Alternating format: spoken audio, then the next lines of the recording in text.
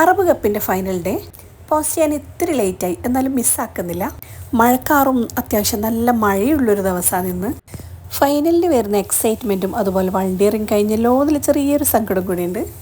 നല്ല ക്ലൗഡി ആയിട്ടുള്ള ആകാശത്തിൽ കണ്ടില്ലേ നമ്മൾ ലുസൈൽ സ്റ്റേഡിയം ഇങ്ങനെ ഒരു ശരിക്കും സ്വർണ്ണത്തളിക ഇങ്ങനെ വെട്ടിത്തിളങ്ങുന്ന പോലെ ഉണ്ട്. നല്ലൊരു വ്യൂ ആയിരുന്നു ശരിക്കും നേരിട്ട് കാണാൻ.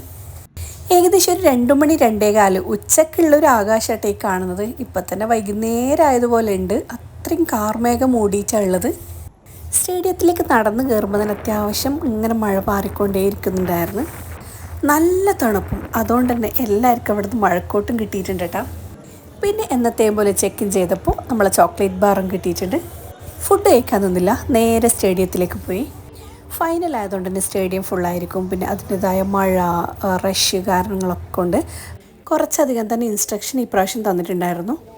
നല്ല മിന്നലും പിന്നെ അത്യാവശ്യം മഴയും തുടങ്ങിയിരുന്നു. അപ്പോഴേക്ക് ഫൈനൽ വെള്ളത്തിലായോ എന്ന് ചെറിയൊരു ഡൗട്ടായിരുന്നു. പിന്നെ ഒരു 3-4 മണിക്കൂർ ഉണ്ടായതുകൊണ്ട് അതിൻ്റെ ഉള്ളിൽ സെറ്റാവുമെന്ന് വിചാരിച്ചത് കണ്ടില്ലേ, നല്ല മഴയായിരുന്നു. അപ്പോൾ വോളണ്ടിയേഴ്സിനെ ഓരോരോ പോയിന്റിലേക്ക് അസൈൻ ചെയ്യുന്ന തിരക്കിലാണ് ടീം ലീഡേഴ്സൊക്കെ. ഡിപ്ലോയ്മെൻറ്റ് കഴിഞ്ഞ് ഞാൻ ഫുഡ് കഴിക്കാൻ പോയി. ഫുഡും നിസ്കാരമെല്ലാം കഴിഞ്ഞ് അൽഹംദുലില്ലാ അങ്ങനെ ഇതാ ഡ്യൂട്ടിയിലേക്ക് കടന്നിട്ടുള്ളത്. കളി കാണാൻ വരുന്ന സ്പെക്ടേറ്റേഴ്സിനുള്ള മഴക്കോട്ടാട്ട് ഇത്.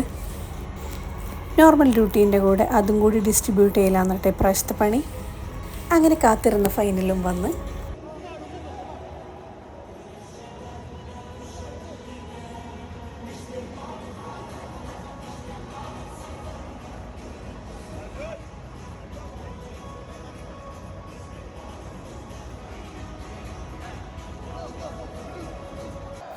ഡ്യൂട്ടീൻ്റെ ഇടയിലുള്ള കുഞ്ഞു കുഞ്ഞു വീഡിയോസും എന്താ പറയുക ഫോട്ടോസും ഒന്നും മിസ്സാക്കിയിട്ടില്ല. ഏതായാലും ലാസ്റ്റ് കളിയാണല്ലോ. ഫൈനൽ മിസ്സാക്കിയില്ല കേട്ടോ. കളി നല്ല അടിപൊളിയായിട്ട് അവിടെ നിന്ന് കണ്ടു. മൊറോക്കോ ജയിച്ച പൊരിഞ്ഞ കളിയായിരുന്നു കേട്ടോ.